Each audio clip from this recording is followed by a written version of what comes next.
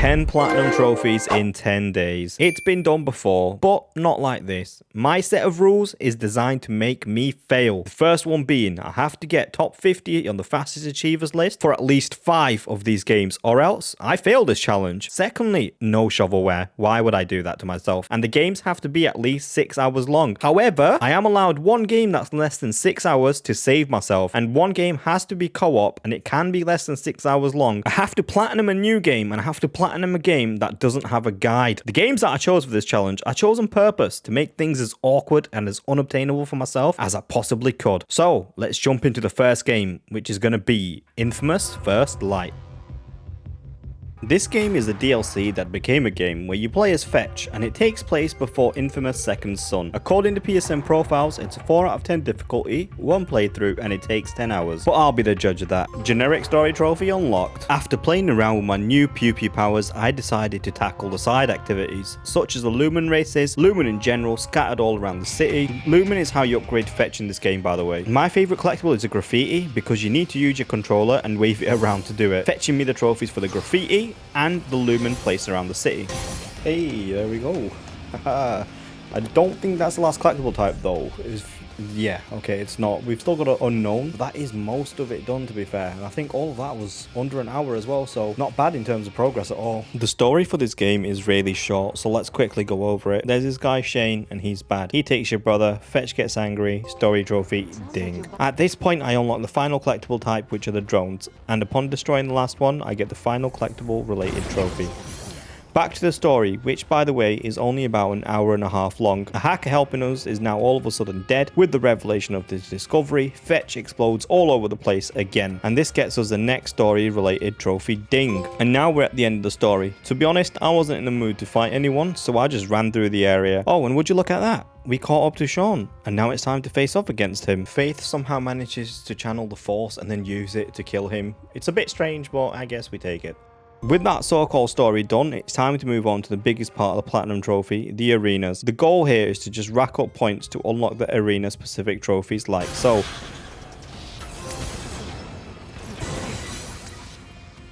You all get the idea by now. Here, you can see I'm making progress towards a challenge. You need to do all of these for every arena, and if I'm being honest, these were super easy. I think there was really only one challenge that I had somewhat of a problem with. One of the challenges was actually related to a trophy as well for hacking 15 turrets, and then of course you have the actual challenge related trophies. For the most part, these challenges are really straightforward, and on the final stretch, I get the trophy for getting a total score of 10 million in the arena mode. Now that I have every skill point in the game, I get my final upgrade for the Platinum Trophy. With the first game knocked down, I also knocked down my first out of 5th top 50 fastest achiever as well. Another day, another platinum trophy. Living on Earth, we have amazing things, such as AI and robot girlfriends, which follows today's theme of taking a dive into. I'm going to handle it a little bit differently. We're going to go straight for the Infiltrator mode DLC, where you play as a Terminator, believe it or not. Obviously, we're going to put it on easy. We don't need to put it on hard. No point. You heard me right. I'm going to include the DLC as well as a platinum trophy, because if I'm doing this, I'm going to do it right. So I did just that, and with a quickish sweep of the few DLC trophies this game has to offer. However, it wasn't just DLC trophies I picked up along the way. I actually got some base game trophies as well, such as finding a document, killing the Terminator, and hacking a turret. That turret then killed the Terminator for me, which led to another ding, and finally I crafted some crap as well. In terms of the actual base game, well, it's a game, I guess that's for sure. You can definitely tell the budget wasn't budgeting all the way, but it's not that bad, honestly. There's way worse out there. It's a pretty well-rounded trophy list as well, to be honest. You've got your generic story progression trophies. This game also features side quests, which was a nice addition, with of course a trophy tied to them.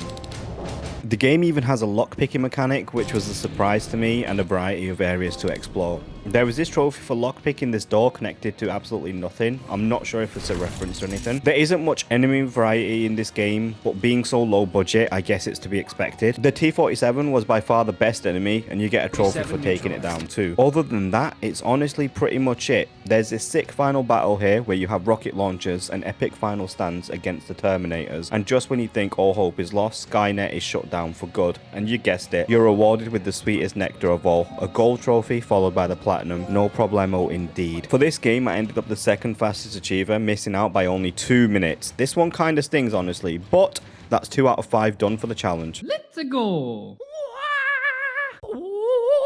Not feeling too good, so I want to try and do a game that's quick. Crysis 3 Remastered is definitely a candidate at the moment. So is Dishonored Death of the Outsider, to be honest. It's on the longer side, but from what I've seen, it looks pretty decent. And then you've got Minecraft Story Mode Season 1 or Season 2, which I don't think has been covered very much at all, just because it was delisted like ages ago. On the flip side of that, you got Robocop, which is made by the same devs as Terminator. Squeal With A Gun is definitely a candidate, but at the moment, Order 1886 is definitely the strongest contender to go and play next.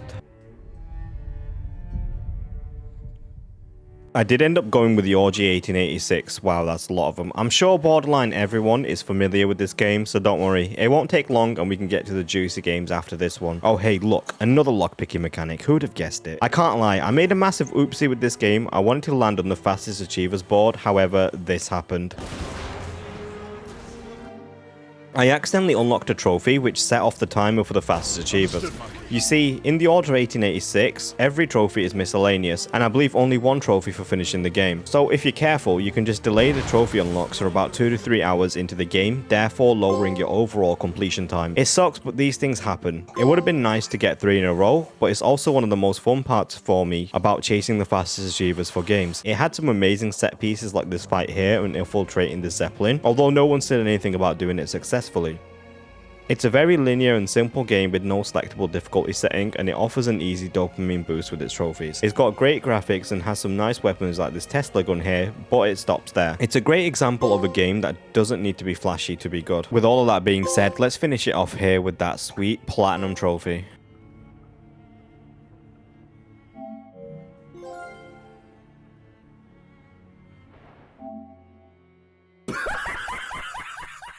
Alright, so we're in day 4.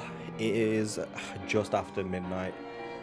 And to be honest, I'm not sure what I want to go for next. Squeal With A Gun is probably the biggest contender at the moment. However, there's no guide for the game. And I know that's one of the criteria. I've got to do a game without a guide, but I'm just not sure. On top of that, I still don't feel well, so I don't want to go for something too stupid and too crazy, even though I did want to do a game that would have been a little bit stupid. Honestly, I feel like, you know what? Let's just do it. The next game is going to be Squeal With A Gun. We're going to go for it and hope that it's half decent. Oh, shit. Oh, we're going to get the pistol. Oh, yeah. He's just checking it out. You got a gun. Aim with L2 and fire with R2. Bang. Ha! Yeah, this is like...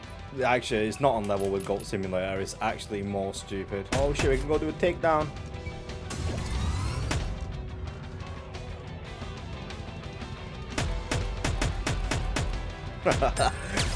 11 out of 10. What you see here is a golden acorn, and these are essentially the keys to unlocking new areas and progressing to the end of the game. As you progress, you get new weapons which unlock new takedowns, such as this Uzi, all of which are relevant for trophies. I have to say, using guns as a tool for platforming is downright hilarious and unique, and possibly one of my favorite things about this game. Upon making the escape from the secret bunker, we're now let loose into the streets and realize it's an expensive world. So I'll do what every squirrel's got to do and get my nut on.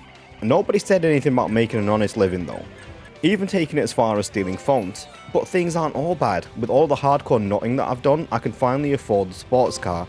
I just love the stupid things that you can get into with this. The silliness doesn't stop there because you have a boss battle with a literal tank.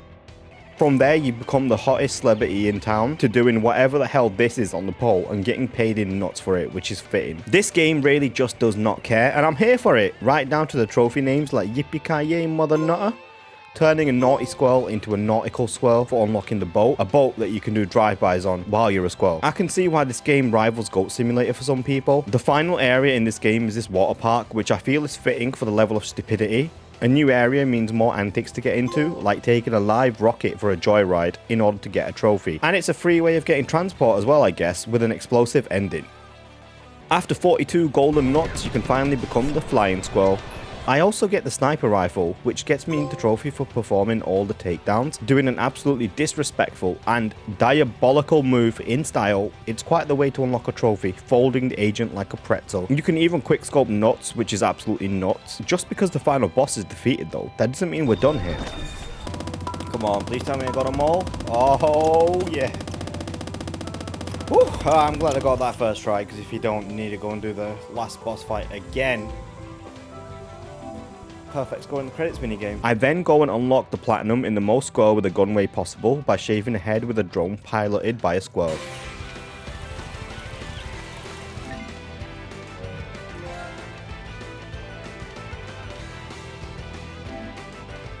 Squeal with a Gun actually went pretty well. As you can see, I'm sat at number 13 for the fastest achievers on the leaderboard. That's also 3 out of 5 games done as well now. Alright, so we're still on day 4, and I need to hopefully try and double up on a plat today. Obviously, I already did Squeal with a Gun. I saw PSNP and saw Goat Simulator Remastered came out, so I bought it, and I'm going to go ahead and do it. Oh, damn. Okay, we got quite a few things.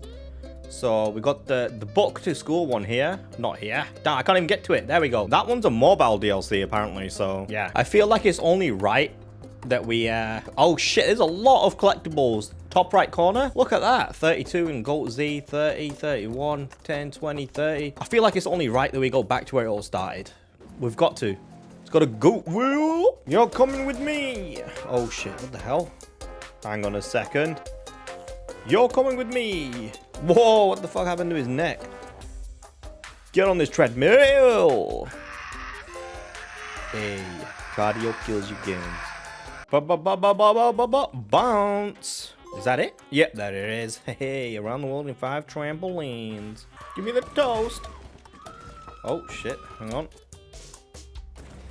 Get back in here. I'm pretty sure this is new. I don't remember this being in the original. Come on, get in there.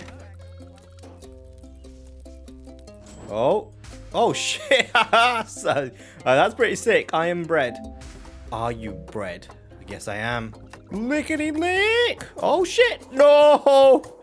Damn it. Ain't no way. Ain't no way. Wait. Oh, what a save. What a save. Oh, shit. We're going to space. This is another trophy from the original as well. It's a trap. A rims deck era, but you ain't gonna bother. Well, we got it. Here's the last one. Whoop-de-doo. Hey, all goat trophies on the goat wheel. Yeah, only got to do that like 5, maybe 6 more times or something. It's not bad though, I'll be honest. Like, in terms of games, it's not bad at all. 7-minute guide. What is it? 7 minutes 54. And it probably took me 14 minutes to do that. So, it's not bad. Buy a hat with the cash monies. That is a wild trophy, to say the least. Smell and look like one. Yeah, it's a bit wild. I get a couple more trophies in the Goat City and then move on over to the MMO section. This game is a compilation of everything Goat Simulator into one. Coming with a price point of £25 at full price, it really isn't a bad deal. Where else can you play as a goat with a fishbowl helmet and moonboats popping trophies? You won't even get flying goats anywhere else. I've never played the payday DLC for this. It's a little bit crazy, to say the least, so far. And another thing, I'm almost done. I've only got this and the Wasting in Space or something DLC left. I've seen the time for the collectibles guide for the final DLC, and it's almost 20 minutes. I'm not looking forward to that. Hey, yo, anybody want a boombox? These guys need one? I got it for them. Hey, yo, bounce it. Enable hydraulic cars. I like this. Put the mask on. It's payday. Mask off. Mask on. Mask off. Mask on. Mask off. Oh, shit. Oh, whoa. Hang on. I did not mean to do that. Ah, shit. And the car's upside down. I need to go run her over with it. Hang on. Let's sort this out. Right. Okay, never mind. We're not going to do it. Hey, finally! Anyone that's played this DLC will know just how infuriating this next trophy is. The method I use here can be considered a cheat of sorts, by basically flying through the rings as a flamingo. The best thing about the space DLC were the puzzles in the lab, which get you the Testaholic trophy. Oh, and of course the collectible related trophy. The Book to School DLC didn't offer much either, as it was originally a mobile DLC. I'm back on the MMO map, and I'm gonna go down this hole. I've gotta travel, and then I should get my final trophy once I hit the launch pad. Or the music pad. Oh, I'll get it before I even do that. Okay, here we go. Hold the goat. Hey. Platinum number 5. Puts me at halfway. It's pretty rough, I can't lie. But I don't want to lose. So, on we move, I guess. With that, I get 4 out of 5 top 50 fastest achievers. Surely I can't fail at this point, right? I take my gun and I go pew, pew, pew, pew. Okay, so I'm pretty sure that it's day 5 now. I'm pretty sure it is anyway. And I got 5 plats. The next game I'm thinking about is probably going to be Crisis 3. I've got Crisis 1 and 2. So why not finish off the trilogy? It's the perfect excuse to do it. So, yeah, okay, you know what? Let's do it. Let's go for it. There's very few games I load up, play the tutorial, finish the tutorial, and get my first trophy, then think, why have I done this? Sequels should be improved versions of the previous entries. But after just a few minutes of playing this game, I wanted to burst into tears. Because this game felt so clunky. Something as simple as aiming the bow felt so weighted. The game has no glitches at all. Okay, I can't lie, this was actually pretty funny. It's just a very uninspiring slog of a game. At one point, I just had to stop playing because it was torture. The first 2 games were amazing and it made me think, what went wrong here? It's even complete with buggy trophies. Hitting this stunt jump was probably the most satisfaction I felt from playing this game. This game also took me the longest to complete out of all the games in this challenge due to complete boredom. Due to my reluctance to play this game, it did run into day 6. This is the first time in the challenge I've ran over on a game. But finally, the hardest and longest part was done, beating the game on the hardest difficulty, which actually felt like easy difficulty, which led nicely into unlocking the platinum trophy.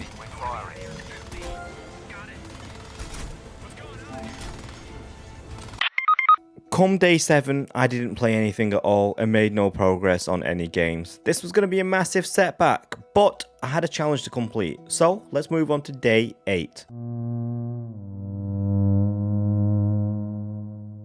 For day 8, I chose We Were Here, a puzzle game that lasts about 2 hours and it's co-op only, so I did it with my friend Pulse. We used the screen share feature in party chat to make this easier. It's a very simple but clever game at its core. You can see on the left side of the screen that Pulse led the first playthrough while I sat there and trophies unlocked. It's a bit cheeky to be honest. All the trophies are related to the puzzles and doing them in both positions, along with the trophy for getting left behind. Oh, there we go, finally. Oh, dying. Hello, how are you? I am under the water. Please help me. Day 9 was another day where I didn't make any progress, so now this means in one day I have to earn 3 platinum trophies. I've put myself in this predicament, and in order to beat this challenge, only I can get myself out of it. So let's see if I can somehow manage to pull this back and get 3 whole plats in one day in order to beat this challenge. Oh, and let's not forget, I also need another top 50 finish on the fastest achievers board. It is worth mentioning, whilst I didn't get any platinum trophies on day 9, I did start Life is Strange Before the Storm. So let's see how that went. For the next game, I'm going to be going for Life is Strange Before the Storm Remastered. I want to play through all of them, so why not start from where it all began? Life is Strange Before the Storm follows the story of Chloe. 99% of us have played Life is Strange, so she needs no introduction. For the 1% who don't know her, just know she's not afraid to speak her mind. We also finally get a deep dive into Rachel, who she's raving with here. Following on, we also get a closer look at David, who is Chloe's stepdad. However, being a challenge video, we don't have time to look into all of that. We do, however, have the time to look into the trophies, which in this game are graffiti, in which, amazingly enough, you get a choice between 2 in what you do. It's a nice spin on your typical type of collectibles. The Life is Strange games have always held a special place in my heart, with gripping stories and unforgettable characters. I'm yet to play Double Exposure yet though, and it seems like that game does not follow the trend of being good. I absolutely loved seeing Chloe and Rachel's relationship come to life. This game is great because it answers a lot of the questions from the original Life is Strange, and it handles topics like grief and mental health relatively well, which is a must as we're known as the depression generation. The one thing that maybe they could have been less of was a super angry teenager narrative. Trying to finish this game actually took me over into day 10. I did this game in one sitting and ended up on day 10 while playing through. Luckily for me, the end was right around the corner.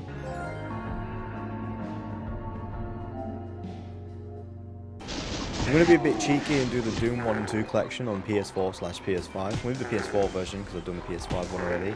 But on this one you can use cheats, so yeah, I need every advantage I can get right now. Before you did need a USB keyboard, but now you can literally go into the pause menu and type in the cheats that way, and it saves them there for you, it looks like, so that's a lot easier. I'm liking it. Because we've got all weapons, let's grab our first trophy. Can you kill with the BFG? Kill only a single enemy with the BFG 9000 blast. I mean, I killed 2, but okay. Just like that, we beat Doom 1 in 1 minute and 59 seconds. Yeah. Haha, Doom 2 beat. How long did that take? 14 seconds. By now, I'm sure you all get the idea. You can use all kinds of cheats to just absolutely slay everything in your path, making this game a 1 out of 10 difficulty and basically effort. You can just slay without a worry in the world. It is cheeky, but I was allowed the game under 2 hours long in order to save myself. With something this easy on the table, of course I had to take advantage of it to get that super duper easy platinum trophy.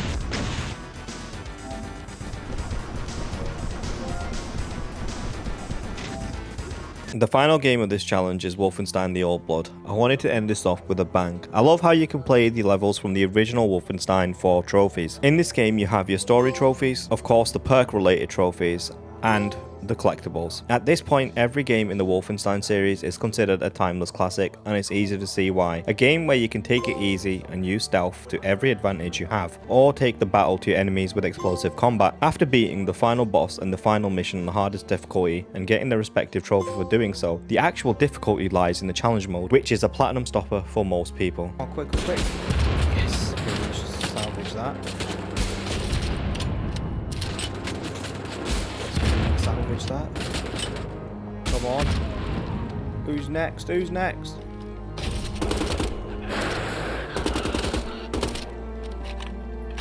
can't be all of them. Right, okay, good, it's not. It's gonna say that. Shit.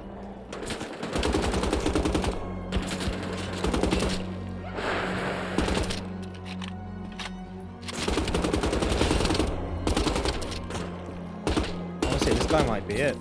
Oh wait, I think I've got the exact amount needed. Hang on. Might as well, just for good measure. Hey, there we go. Graveyard Combat Master. Haha. That's such bullshit. Come on.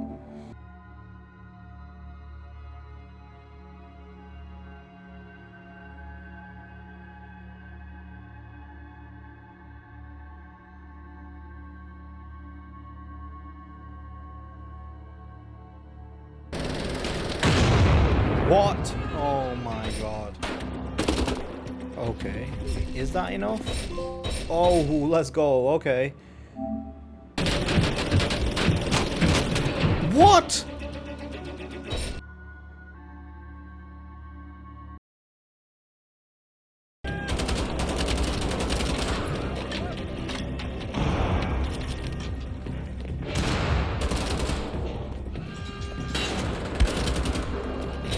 Oh, let's go. Another first try. Oh, yeah. And the plaque. Collect all trophies. With only 2 hours and 32 minutes left in the challenge. What an ending. Wow. Yeah, that was quite something to attempt. Whew. What a finish. I got the 4th fastest achiever for this game, which means I won the challenge at the very end. It was a close one, but I really enjoyed it. I can't wait to do more challenges in the future. Thank you all for watching and for the support on the channel. It really does mean a lot.